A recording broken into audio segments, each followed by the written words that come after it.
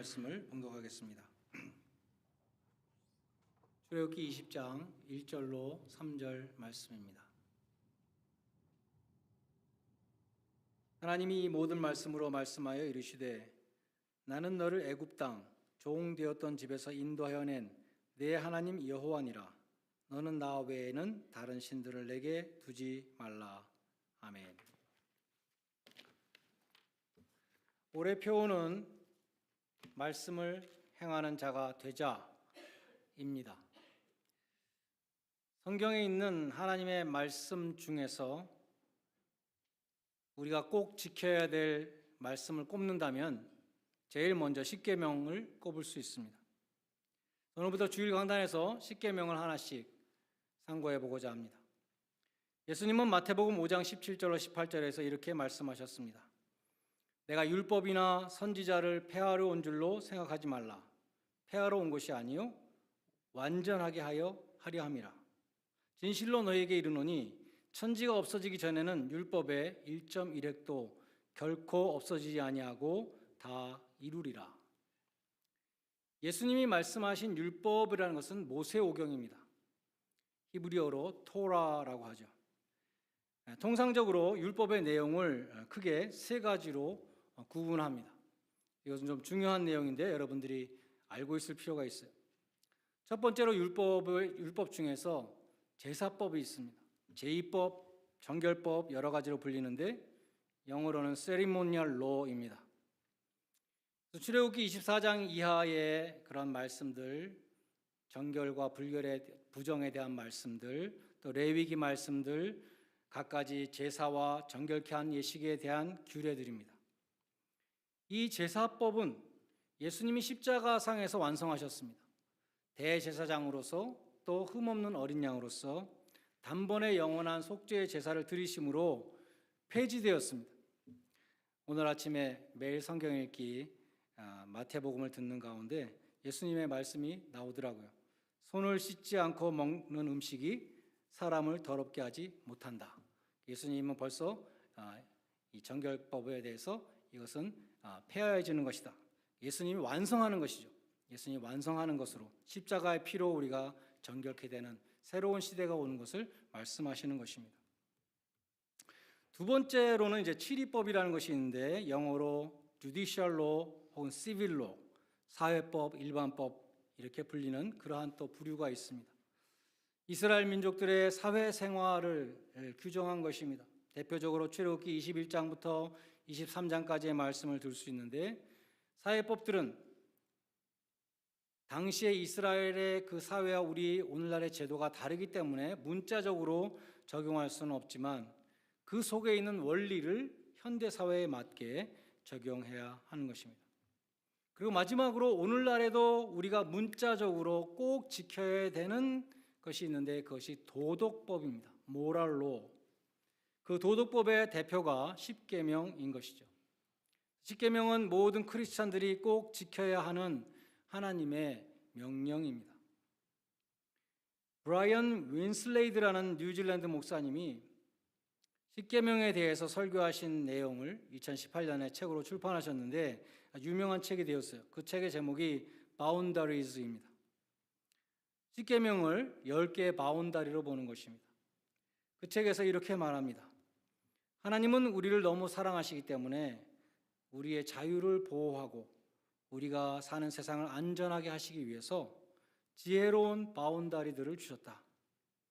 하나님께서 그 백성들에게 바운다리 아래에서 살라고 하신 것은 사랑의 표현이다. 하나님은 우리가 삶을 행복하게 누리기를 원하시기 때문이다 라고 했습니다. 저는 하나님이 그 주신 바운다리, 그 첫 번째가 바로 나 외에 다른 신들을 내게 있게 하지 말라입니다. 실제로 창조주 하나님 외에는 다른 신이 없습니다. 온 우주의 질서와 조화가 그 증거이죠. 한 분의 전능자가 통치하시지 않고는 온 우주 만물이 이렇게 한치의 오차도 없이 움직일 수가 없는 것입니다.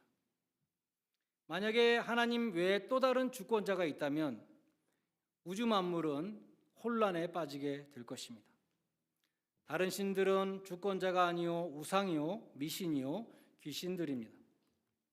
그러면 우리가 하나님만을 유일신으로 우리가 섬긴다는 것은 어떤 것인가? 이 시간 세 가지로 살피려고 합니다. 첫 번째로 하나님을 유일신으로 모신다는 것은 무엇보다도 하나님을 경외하는 것입니다. 하나님을 두려워하는 것입니다. 하나님을 두려워한다는 것은 언제나 하나님이 보시는 눈앞에서 살아가는 태도를 가리킵니다. 시편 16편 8절에 내가 여호와를 항상 내 앞에 모시며 하나님 앞에 살아가는 것을 표현했습니다. 유명한 시편 139편은 말씀합니다. 여호와여 주께서 나를 감찰하시고 아셨나이다. 주께서 나의 앉고 일어섬을 아시고 멀리서도 내 생각을 다 알고 계시고 나의 길과 눕는 것과 이 모든 것을 감찰하시고 내 모든 행위를 익히 아시오니 여호와여 내 혀의 말을 알지 못하시는 것이 하나도 없으시니이다. 내가 주의 신을 떠나 어디로 가며 주의 앞에서 어디로 피하겠습니까? 내가 하늘에 올라갈지라도 거기 계시고 음부에 내 자리를 펼지라도 거기에 계시니이다 라고 고백했습니다. 그래서 종교개혁자들은 코람데오라는 표어를 만들었습니다. 영어로 before God, 하나님 앞에서 살아간다는 것입니다. 하나님 앞에서 사는 사람은 죄를 지을 수 없습니다. 요셉이 보디발의 아내로부터 유혹을 받을 때 그렇게 말했습니다. 내가 어찌 이 큰 악을 행하여 하나님께 죄를 짓겠습니까? 하나님 앞에서 내가 죄를 지을 수 없습니다 라고 그렇게 물리쳤던 것입니다. 두 번째로 하나님을 유일신으로 모신다는 것은 그분만을 의뢰하는 것입니다. 하나님만을 믿는 것입니다. 시편 141편 8절에 주 여호와여 내 눈이 주께 향하며 내가 주께 피한다 말씀했고 사무엘하 22장 3절에 보면 나의 하나님이여 나의 피할 바위시여 라고 고백합니다. 우리가 하나님만을 신뢰할 때 우리는 참으로 하나님을 하나님 되게 하는 것입니다. 시편 62편 8절은 시시로 저를 의지한다. 언제 어느 때든지 항상 하나님을 의지한다 하는 것입니다. 근심의 떡밖에는 먹을 것이 없을 때에도 혹은 주님께서 우리에게 많은 눈물을 마시게 하실 때에도 하나님만을 믿어야 한다는 것입니다. 시편 56편 3절에 보면 내가 두려워하는 날에도 주를 의지하리이다 라고 고백했습니다. 어떤 환경에서도 하나님을 믿는 것이 하나님을 하나님 되게 하시는 것입니다. 그러나 세상에는 하나님보다 자기가 가진 소유를 더 의뢰하는 사람이 있습니다. 누가복음 12장에 나오는 어리석은 부자가 있습니다. 그 부자는 밭에 소출이 풍성했고 쌓아둘 곳이 없을 정도로 재산이 많아져서 곡간을 헐고 더 큰 곡간을 새로 짓고 곡식과 물건을 쌓았습니다. 여러 해 좋게 쓸 물건이 쌓였습니다. 이 부자는 배짱이 두둑해졌습니다. 그리고 세상에 부러울 곳이 없고 스스로 이렇게 말합니다. 이제 아무 걱정이 없구나. 편안히 쉬고 먹고 마시고 즐거워하자. 그때 인간의 생사화복을 주관하시는 하나님이 이렇게 말씀하신다고 기록되어 있습니다. 어리석은 자여, 오늘 밤에 내 영혼을 내가 도로 찾을 것인데 네 그 많은 재산이 무슨 소용이 있느냐. 이 부자는 어리석게도 재산을 믿었습니다. 재산으로부터 힘을 얻고 평안을 얻고 기쁨을 얻었습니다. 그의 마음속에는 하나님이 있는 것이 아니라 재물이 있었습니다. 재물을 믿었습니다. 재물이 그의 믿는 하나님이었습니다. 이 사람에게 만유의 주권자 하나님께서 말씀하십니다. 어리석은 자여, 내가 오늘 너의 영혼을 취하면 그 재물이 무슨 소용이 있느냐. 또 세상에는 하나님보다 자신을 믿는 사람들이 많이 있습니다. 야고보서 4장에 보면 장래를 장담하는 어리석은 사람이 있다고 그랬습니다. 그 사람이 말하기를 내가 이제 앞으로 어떤 도시에 가서 장사를 해서 내가 크게 부자가 될 것이다. 이렇게 장담한다는 것입니다. 자신의 지혜와 능력을 믿는 것입니다. 이 사람의 마음속에는 하나님의 인도하심이나 도우심 이런 것들은 전혀 없습니다. 내가 이 일을 이룰 것이라는 자신감만이 있습니다. 이 사람의 마음 중심에는 하나님이 계시지 않고 자신의 능력을 믿는 자신감으로 가득 차 있습니다.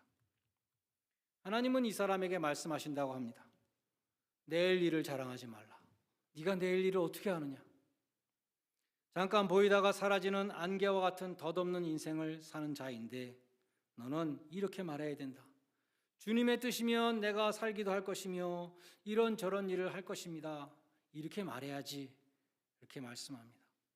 허탄한 자랑을 하지 말고 하나님의 주권 앞에 겸손하게 주님의 뜻이면, 주님이 허락하시면 내일도 나의 생명이 붙어 있을 것이며 이런저런 일을 주님께서 허락하시면 이룰 수 있을 것이다. 이렇게 하나님을 인정하라는 것입니다. 너의 행사를 여호와께 맡기라. 그리하면 너의 경영하는 것이 이루리라. 잠언 16장 3절은 말씀합니다. 또 세상에는 다른 사람의 힘을 믿는 사람이 많이 있습니다. 힘 있는 자를 믿는 것입니다. 이사야 31장에 보면 유다가 아수르가 침공해 오니까 애굽의 구원을 청했습니다.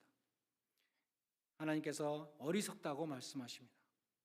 도움을 구하러 애굽으로 내려가는 자들은 화 있을진저 그들은 말을 의뢰하며 병거의 많음과 마병의 심히 강함을 의지하고 이스라엘의 거룩한 자를 앙목치 아니하며 여호와를 구하지 않는도다. 내 힘으로 해결할 수 없는 급한 일이 생겼을 때 하나님께 구하는 것이 아니라 다른 사람에게 먼저 도움을 청하는 이 어리석음을 말씀합니다. 유다 사람들의 마음속에는 하나님이 없었습니다. 애굽의 말과 병거와 마병으로 가득 차 있었습니다. 그들의 하나님은 애굽의 군사력이었습니다. 이사야 선지자는 하나님의 심판을 선포했습니다. 애굽은 사람이요 신이 아니며 그들의 말은 육체요 영이 아니라 여호와께서 손을 드시면 돕는 자도 넘어지며 도움을 받는 자도 엎드러져서 다 함께 멸망하리라. 우리는 성경에서 나오는 이 세 가지 예에서 하나님보다 자신이 갖고 있는 재물을 믿는 사람, 하나님보다 자신의 능력과 계획을 믿는 사람, 하나님보다 다른 사람의 힘을 믿는 사람을 보게 됩니다. 하나님은 이들에게 어리석은 자요, 허탄한 자요, 화를 자초하는 사람이라고 말씀합니다. 우리는 하나님만 믿고 의지하는 하나님의 백성이 되어야 할 것입니다. 세 번째로 우리가 하나님을 유일하신 하나님으로 모신다는 것은 하나님을 주인으로 삼고 내가 하나님의 종이 되는 것을 뜻합니다. 스탠리 하우아스는 십계명에 관한 책 The Truth About God에서 하나님을 떠난 이 현대의 시대 정신은 어토노미를 추구하는 것이라고 말합니다. 내 뱃속에 있는 생명을 살릴 것인가 죽일 것인가? That's my choice. 내가 동성과 결혼할 것인가 이성과 결혼할 것인가? That's my choice. 선과 악, 옳고 그름의 기준이 하나님의 말씀이 아니고 내 판단, 내 선택이라는 것입니다. 나에게 명령을 내리는 주인은 하나님이 아니고 나 자신이라는 것이죠. 현대인은 하나님의 권위, 하나님의 말씀의 권위를 인정하지 않습니다. 나를 속박하는 그 모든 것들로 벗어나서 내 마음대로 선택하는 것이 자유다라고 그렇게 생각하는 것입니다. 그런데 오늘 본문 2절에 보면 십계명을 주시기 직전에 하나님이 상기시키시는 아주 중요한 사실이 있습니다. 2절에 나는 너를 애굽 땅 종 되었던 집에서 인도하여 낸 너의 하나님 여호와다. 이 말씀을 왜 하셨을까요? 너희가 애굽 땅에서 바로의 정이었는데 애굽에서 노예로 살고 있었는데 내가 너희를 구원하여 내었으므로 이제 너희는 나의 종이다라고 선언하시는 것입니다. 그러므로 이렇게 내가 명령을 내리고 너희를 위해서 내리는 이 바운다리를 잘 지켜라라고 말씀하는 것이죠. 이전에는 너희가 애굽 땅에서 바로의 종이었으나 내가 너를 구원하여 내었으므로 이제 나의 종이라는 것입니다. 출애굽은 이스라엘의 주인을 바꿨습니다. 주인이 없어진 것이 아니라 이스라엘을 구원해 주신 여호와 하나님을 새 주인으로 모시게 되었다는 것입니다. 그러므로 너희는 나의 명령을 지키라고 말씀합니다. 십계명은 본래 이집트에서 해방돼서 지금 광야에 나온 지 얼마 안 된 이 노예들에게 주신 법입니다. 하나님은 노예 생활의 억압으로부터 구원해내신 그 백성들에게 새로운 가치와 율법을 주셨습니다. 그들은 더 이상 애굽의 노예가 아니므로 새로운 삶의 방식을 배워야 했던 것입니다. 오늘 예수 그리스도를 따르는 신자들도 비슷한 과정을 겪었다고 성경은 말씀합니다. 곧 우리가 예수를 믿고 개종할 때에 죄의 종으로 살다가 해방된 것이죠. 성경은 너희가 죄의 종에서 해방되었다고 말씀합니다. 새롭게 해방된 백성으로서 새로운 가치들을 취해야 합니다. 성경 말씀에 우리가 순종하며 살아가는 백성이 되어야 되는 것입니다. 같은 세상 속에서 똑같이 지금 계속 살고 있지만 우리의 시민권이 바뀌었습니다. 이제 천국 시민이 되었기 때문에 하나님의 말씀대로 살아야 한다는 것입니다. 하나님 나라의 윤리적인 기준 혹은 도덕적인 규정들이 이 십계명에 기록되어 있습니다. 로마서 6장 15절로 23절에 보면 이 짧은 말씀 속에 종이라는 단어가 9번이나 나옵니다. 종에 대해서, 노예죠. 노예에 대해서 계속 말씀합니다. 우리는 예수를 믿기 전에도 종이었고 예수를 믿은 다음에도 종이라고 말씀합니다. 예수님이 우리를 구해 주시기 전엔 죄의 종이었다고 말씀합니다. 그러나 이제는 죄에서 해방되었다. 그런데 해방되어서 자유인이 된 것이 아니라 너희는 하나님께 종이 되었다라고 말씀합니다. 왜 그렇습니까? 하나님이 우리를 예수님의 피로 값주고 사셨기 때문입니다. 리뎀션, 구속이라는 이 단어는 값을 주고 사는 것을 말합니다. 노예 시장에서 값을 치르고 사오는 그 개념입니다. 리뎀션. 십자가에서 흘리신 예수님의 피로 우리를 죄의 종으로부터 값주고 사셨습니다. 그래서 이제 우리는 하나님께 종이 된 것입니다. 죄의 덕목은 죄가 해야 되는 일은 무엇입니까? 순종입니다. 첫째도 순종, 둘째도 순종, 셋째도 순종입니다. 로마서 6장 16절에 너희는 순종의 종이 되어야 된다라고 말씀합니다. 하나님은 능력이 뛰어난 종을 칭찬하지 않습니다. 그것은 세상의 기준입니다. 하나님은 성경에 보면 착하고 충성된 종은 어떤 종입니까? 주인의 뜻에 따라서 순종하는 종입니다. 만약에 여러분이 어떤 종을 부리는데 혹은 어떤 인플로이가 있는데 그 사람이 아무리 유능하다 하더라도 나의 지시를 전혀 따르지 않고 자기 마음대로 죽도록 열심히 일한다. 그러면 그 사람이 충성된 종이라고 할 수 없겠죠. 그것은 충성이 아니라 회방입니다. 종이 아니라 방해꾼입니다. 예수님이 말씀했습니다. 너희가 아무리 주의 이름으로 선지자 노릇을 하고 주의 이름으로 귀신을 쫓아내고 주의 이름으로 많은 권능을 행했다 하더라도 그 모든 것이 하나님의 뜻대로 한 것이 아니면 다 불법이다. 그 사람들한테는 불법을 행하는 자들아 나에게서 떠나가라는 하나님의 심판이 내릴 것이라고 말씀하셨습니다.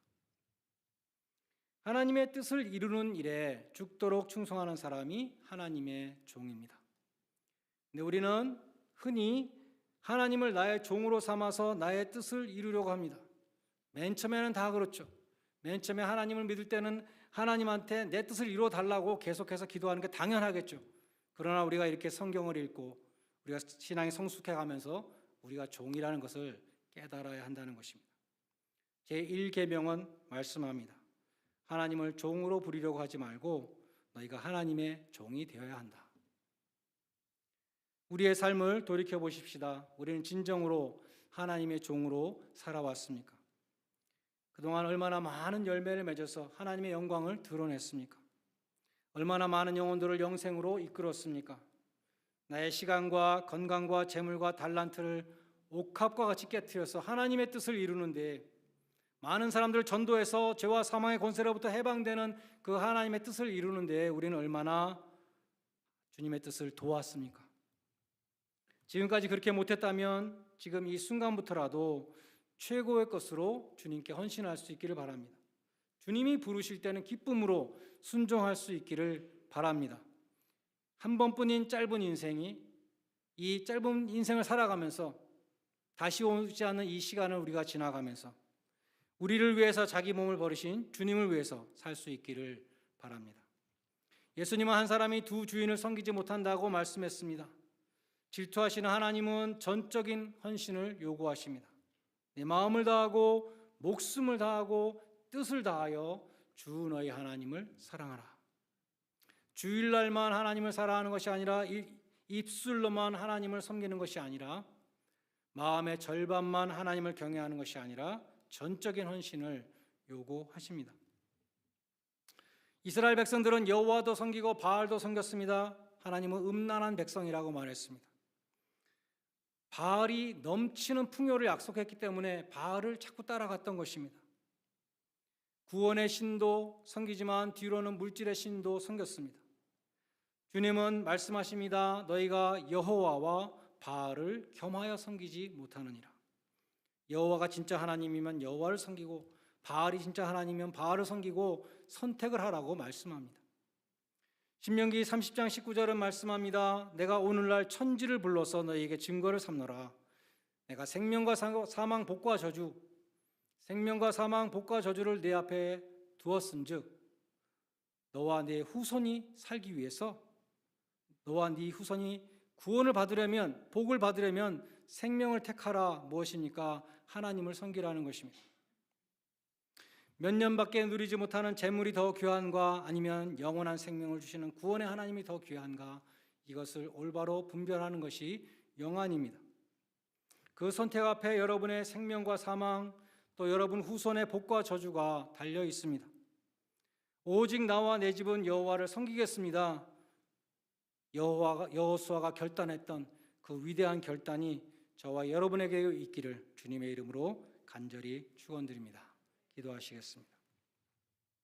하나님 아버지, 저희들 죄를 미워하시는 하나님 앞에 죄를 지을 수밖에 없는 그래서 죄의 종으로 살아가고 있었던 저희들이었지만 사랑하는 독생자의 죽음과 피로써 저희의 죄값을 치러주시고 구속하여 주심으로 하나님의 자녀로 불러주심을 감사드립니다. 하나님의 소유된 백성으로 하나님을 경외하며 하나님만을 의뢰하며 하나님만을 섬기는 주님의 백성들이 되게 하여 주시옵소서. 하나님의 뜻을 이루어 드리는 착하고 충성된 종으로 죽도록 헌신함으로 하나님이 베푸시는 그 복과 은혜를 받아 누릴 수 있는 그러한 복된 백성들이 다 되게 하여 주시옵소서. 예수님의 이름으로 기도드리옵나이다. 아멘. 322장 찬송 부르시면서 헌금하는 순서를 갖겠습니다.